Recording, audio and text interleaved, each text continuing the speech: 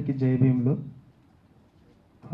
వేల గొంతుకలు లక్ష డప్పులు కార్యక్రమానికి అధ్యక్షత వహిస్తున్న మిత్రులు శరత్ అలిగంటి అన్న, దర్వెల్లన్న, గౌరవనీయులు మందకృష్ణ మాదిగన్న, పృథ్వన్న, గుడేపల్లి మిత్రులు, మీడియా మిత్రులు, విద్యార్థి నాయకులు, బహుశా నేను చాలా రోజుల తర్వాత, అంటే ఒక 10 సంవత్సరాల తర్వాత విద్యార్థి ఉద్యమం నుంచి టీచింగ్లోకి వెళ్ళిపోయిన తర్వాత అప్పుడప్పుడు ప్రేక్షక పాత్ర పోయిస్తూ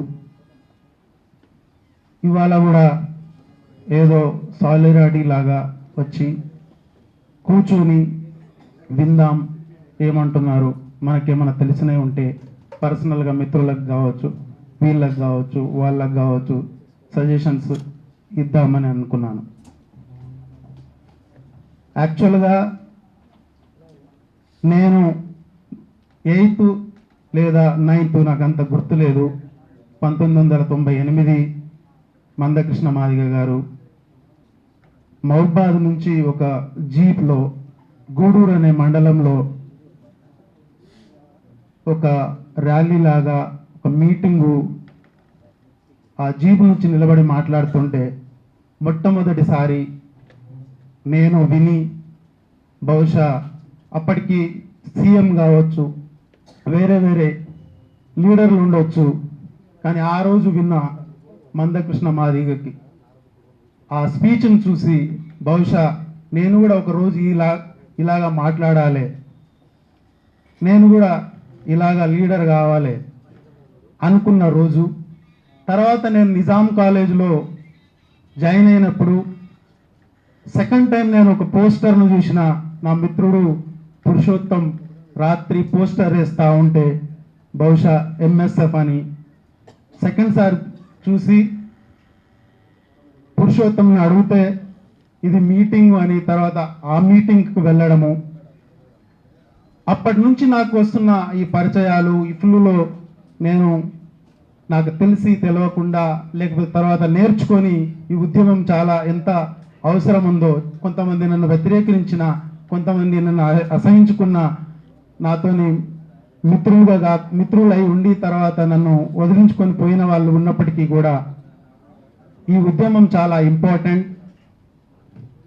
ఈరోజు నేను ఇఫ్లుకు రావడానికి గల కారణం, మనం ఏదైతే అనుకున్న అంబేద్కర్ అయితే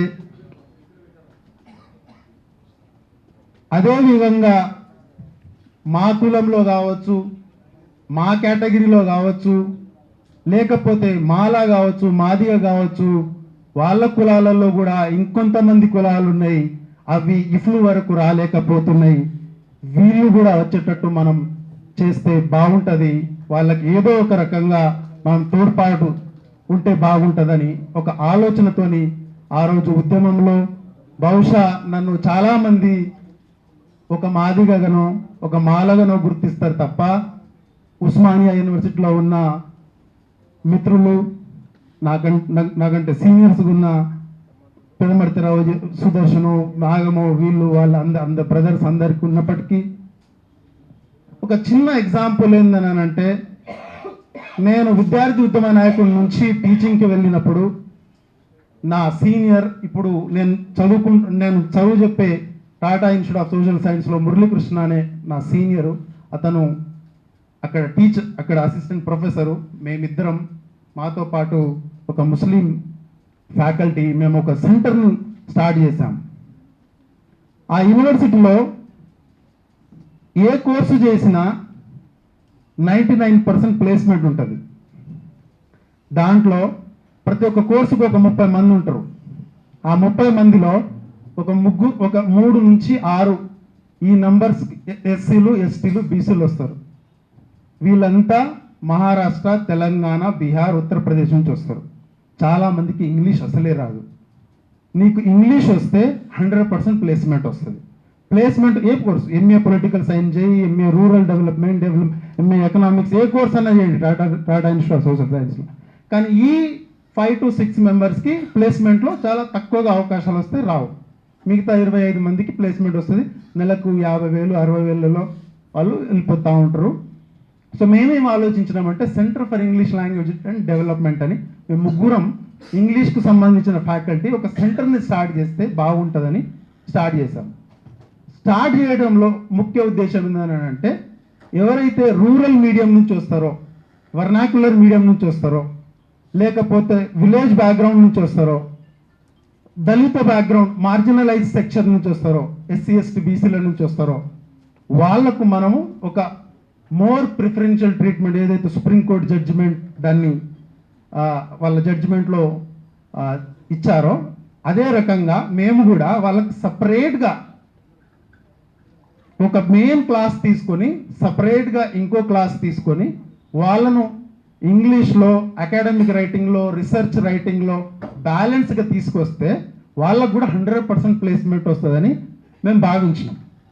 అది దాదాపు 2006లో స్టార్ట్ చేస్తే 2007-18 నుంచి బహుశా ఆ సంవత్సరం నుంచి జనరల్ కేటగిరీ నుంచి ప్లేస్మెంట్స్ కొంతమందికి రావచ్చు, రాకపోవచ్చు. కానీ ఈ ఎస్సీలు ఎస్టీలు ముఖ్యంగా ఒకరిద్దరు మాదిగలు ఉండొచ్చు, మేజర్గా చమార్లు, మేజర్గా మహార్లు, ఒకరిద్దరు ఎస్టీలు నార్త్ ఈస్టర్న్ స్టేషన్ నుంచి ఉంటారు, వాళ్ళకి ఇంగ్లీష్ మదర్ టంగ్ ఉంటుంది.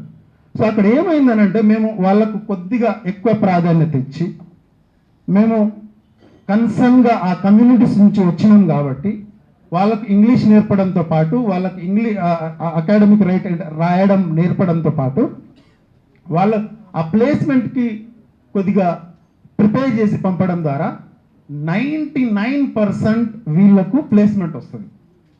అంటే ఈ 5-6లో ఉన్న ఎస్సీలు కావచ్చు, ఎస్టీలు కావచ్చు, బీసీలు కావచ్చు, వీళ్ళందరికీ ప్లేస్మెంట్ వస్తుంది.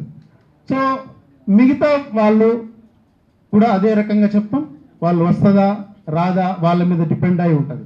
సో నేను చెప్పేది ఏంటంటే బహుశా మనం ఒకరికి ఇంతో అంతో ఏదో ఒక రకంగా కొద్దిగా తోడ్పాటు లేకపోతే మనం వాళ్ళకు కొద్దిగా గవర్నమెంట్ రూపంలో కావచ్చు, లేకపోతే ఒక డిపార్ట్మెంట్ రూపంలో కావచ్చు, వాళ్ళకు కొద్దిగా ప్రాధాన్యత ఇచ్చి తీసుకొస్తే వాళ్ళు ఆ జాబ్లోకి ఎంటర్ అవుతారు. వాళ్ళు తర్వాత వేరే వేరే బెనిఫిట్స్ అవుతారు.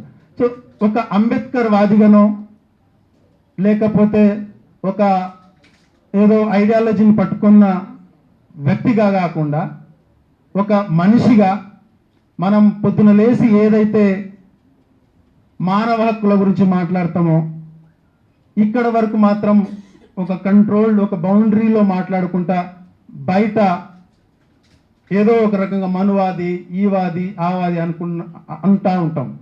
బహుశా మనం కూడా ఒకసారి ఆలోచిస్తే ఏదో ఒక రకంగా ఏదో ఒక కారణంగా నేను కూడా ఆ రకంగా బిహేవ్ అయ్యి ఉండొచ్చు. అది మన డిస్కషన్లో రావద్దు. ఇప్పుడు మందకృష్ణ మాదిగా మనువాద అని అంటే మనం కూడా ఏదో ఒక రకంగా ఎక్కడనో ఒక దగ్గర అయ్యాము, 100% అయి ఉంటాం. మనం ఆలోచించుకోవాల్సి వస్తుంది. అది అసలు డిస్కషన్లో రావు. అది ఏ రోజైతే ఒక వ్యక్తి యూజ్ చేశాడు అవాడు, ఆ వ్యక్తి తనకంతటా తానే మనువాది అయి ఉన్నప్పుడే ఆ రకంగా యూజ్ చేస్తాడు.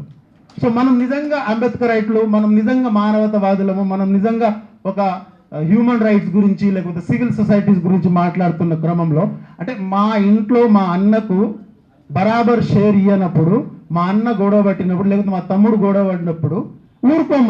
మనం ఆటోమేటిక్గా ఇవ్వాలి అని అంటాం. లేకపోతే అన్నకు ఒకటి ఎక్కువ ఇస్తే అట్లా ఎక్కిస్తాం అన్నట్టు కూడా మనం ఆలోచిస్తాం. సో అట్లాంటి క్రమంలో ఈ ఉద్యమము చాలా ఇంపార్టెంట్. ఈ ఉద్యమానికి మా యూనివర్సిటీలో చాలా తక్కువ మంది ఉంటారు, ఒక 10 మెంబర్స్ స్టూడెంట్స్ ఉంటారు. దాంట్లో నాన్ టీచింగు విద్యార్థులుగా ఒక 10-12 మంది ఉంటారు. అది మన స్టేట్ నుంచి తక్కువ ఉన్నప్పటికీ వేరే స్టేట్ నుంచి చమార్స్ ఉంటారు, మహార్స్ ఉంటారు. మేము ఆ రకంగా ఆలోచించి వాళ్ళని 100% ఆ మీటింగ్ అటెండ్ అయ్యేటట్టు చూస్తాం.